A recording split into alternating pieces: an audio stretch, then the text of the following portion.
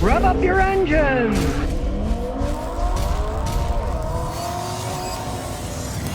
A lot of people think, oh, I'm an old fogey. I don't like those electric parking brakes. I like the manual ones, right? Well, there's a reason why. Because they're crap. Listen to this. You could get in trouble with one. Here's a letter from one of your viewers. Brian says, Scotty, you might want to make a video on this. I was going up a hill in a Subaru and the electrical system went out. I can't put it in park because it won't go into park. Car's no power. Well, the electric brake, I push on the button, but there's no power, so it won't go. I can't get out of the car because it'll roll backwards. So luckily, a walking by passenger, I said, could you give me some of those rocks? We put them behind the wheels. So I put the rocks behind the wheels so it didn't roll away and got a tow truck to come fix it. This is ridiculous. Why don't we have mechanical brakes anymore? I agree entirely. Do these morons that build these cars think anything of the ramifications of their stupid systems that they have? It stops you in an emergency. Well, in this case, it wouldn't work because it didn't have any power, right? And some of them, they won't work while you're rolling down a road. The car's got to be stopped, right? Well, let's say your brakes stop working. In an emergency with a mechanical emergency brake, you pull your step on it, car will come to a stop.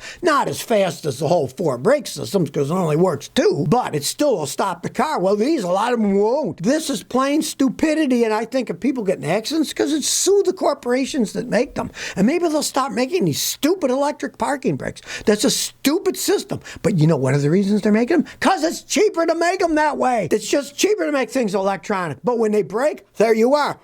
Like some of these electric cars. The people can't even get out of them. If they lose power, they can't get out. They have to break a window to get out of the vehicle. When it stops, they can't tow it because it's stuck there. And with no power, you can't move it. It's in a position where it's not allowed to move because the power doesn't work at all. Then they got to be picked and towed around. Think about this crap before you make it. Think, what are the ramifications of our electrification of this, right? They don't think of that. Oh, everybody wants it. We'll just push it. Electric parking brakes are stupid, and this even proves the guy's car would have rolled away. He was lucky that there was someone around. Otherwise, he would have sat in his car forever with his foot on the brake, which at least the regular braking system is not electronic on a Subaru. It's still mechanical, so it stopped. But this is the problem with electronics that these moronic engineers don't even think of. What happens when they break and they don't work? Hey, gee, we didn't think of that one, right? Joseph Kennedy says, are newer cars programmed to fail after a certain mileage? Well, I'm not a conspiracy guy. I follow what I see in the real world, what I see breaks. I can't say that they're, programmed that way, but on the other hand, they're definitely built that way. Plastic replacing metal parts where you should have metal. I did a video on that once and a guy emailed me, he said, Scotty, you think your line of work fixing cars is bad? He says, I'm a furnace technician. He said, and they're making plastic parts in the furnaces and they melt. So they get carried away with cheaper technology. Now, I'm not saying they're programming to fail at a certain mileage, but just the design is absurd. Take a fancy S-Class Mercedes. Some of those things have more than 100 separate computer modules. Make your head spin, right? One's bad enough, but 100 of them, when they break, wahoo, try to figure out what's wrong with them, right? It's more the technology getting so high-tech that they're hellacious to fix. And being computer electronics, they will eventually break. All electronics eventually break. And it's not like, your cell phone just sitting around. You usually don't throw it on the ground. The laptop I'm filming this on now, hey, it sits there. But a car goes over bumps, runs around, it's hot, it's cold outside. It's got a lot more extremes, and all the electronics eventually will break down. Jamie Flores says, Scotty, I just bought an 02 Acura MDX, 150,000 miles from a private seller, but it's a lemon. What should I do? Go back to the guy you bought from. This is why I tell people, and I know, it's not like a broken record. And for those of you who don't know what a record is, it's a thing that spins around, you had a needle on it, played music. Get a mechanic to check out any used car. You have no idea what kind of shape it's in. I can tell within 45 minutes to an hour if a car's a lemon, good or not, with my fancy computer equipment and 54 years of working on it. You got to find a guy like me to check out cars if you're buying a used car, especially something like an Acura MDX. They're well made, but they're very high tech. It's now, a 21-year-old vehicle. Lots of crap can go on. It could be wrecked, flooded, stolen. Who knows? But we mechanics can figure it out.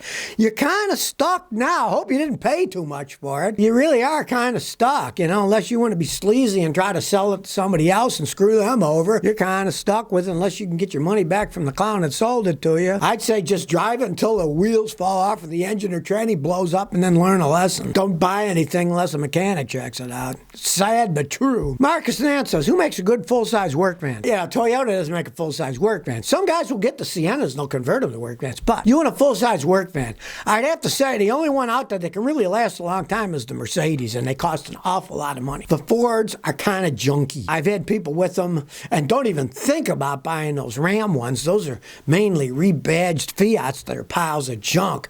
And since Fiat and then Stellantis took over Chrysler, the Ram stuff's been going downhill. Really, the Mercedes cost an awful lot of money. Now, if you do want to get a full-size work van and you don't want to buy a Mercedes, I'd say you'd have to get the Ford van. But truthfully, if you're going to buy the Ford van and you want a full-size work van, you're really going to have to spend the extra money and get the diesel. Don't get the gasoline ones. They don't hold up as well. Ed Saga says, I got a PO420 code my 06 Toyota Square. I was told to change the converter. That's the easiest, fastest thing to do. Well, no, that's the dumbest thing to do. Here's the thing. That means it's running inefficiently in a catalytic converter. There are literally dozens of reasons that can trip. You could have a bad oxygen sensor. You could have an engine that's burning oil, engine that's running rich, engine's running lean. Sometimes you can clean the catalytic converters with catalytic converter cleaners. I have videos on that. Watch them, right? But realize this. Catalytic converters theoretically will last forever because the precious minerals inside them, the platinum, iridium, whatever they're using inside them, right? They don't use themselves up. They're just a catalyst. So if they're working correctly, they can last forever. If they go out, it's because the engine's burning oil, running rich or lean. You put another converter on, probably next year, you'll get the same code and then you'll have to start from scratch. Sometimes cleaning them is good enough. And if it runs fine otherwise, here in Tennessee, we don't care because they don't do emissions testing. But if you live in an emissions testing state and you can put a cleaner in, then it passed, woo, great, drive it around. Then if it comes on again next year, try the cleaner again. It often can run perfectly fine, just means that it's running inefficient, less than 95% efficiency. So don't just throw a cat on. You could be throwing good money away. It's not the first thing to do. You got to test everything else and try cleaning it first. Sometimes that'll fix it and you can drive it around. G. McFly says, Scotty, I love the channel. I got a 16 Toyota Prius 3 Touring with 133,000 miles. Would it be wise to replace the PCV valve? Thanks. Yeah, why not?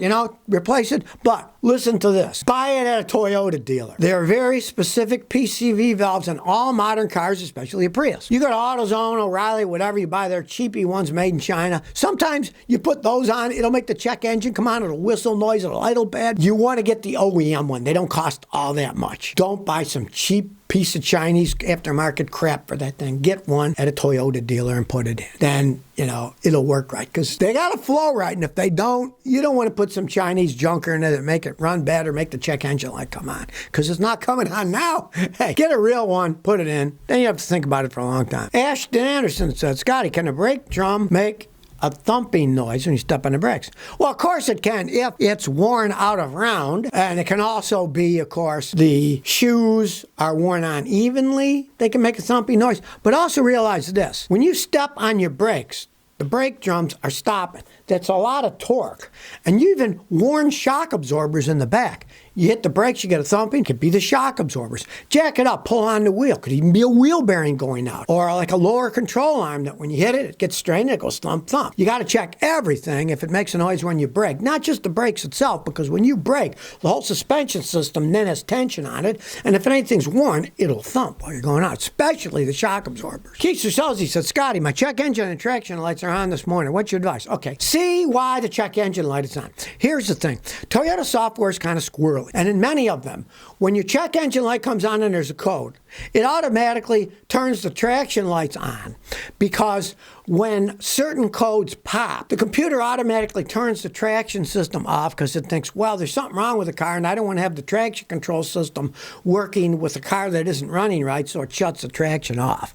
Normally, you fix the check engine light. It could be something as dumb as your gas cap is loose or it's worn out, right? But that'll also turn on the traction light. And if you put a new gas cap on and reset the codes, you often find that both lights go off because it's just a software thing with Toyota. If you got a traction control problem, generally that won't turn on the check engine light. But the check engine light coming on will turn the track. So fix the check engine light code first. Josiah says, my mom wants to get an '06 Lincoln LSV8 with about 100,000 miles. Should she get it? Those Panther body stuff can last a long time. Now, yes, it's what? 17-year-old car. It's pretty old, right? Pretty old. Could be a lot of stuff wrong. Have a mechanic check it out. But they're dependable and they don't get horrible gas gas mileage on the highway. They're gas hogs in town. But on the highway, they're not all that bad, and they're very safe inside. Have a mechanic check it out. If he says, okay, it still could be a good car. I've seen them with 300,000-400,000 miles on them. You got to get it checked out like any car. You can't trust anybody selling cars these days. There's so many sleazy people out there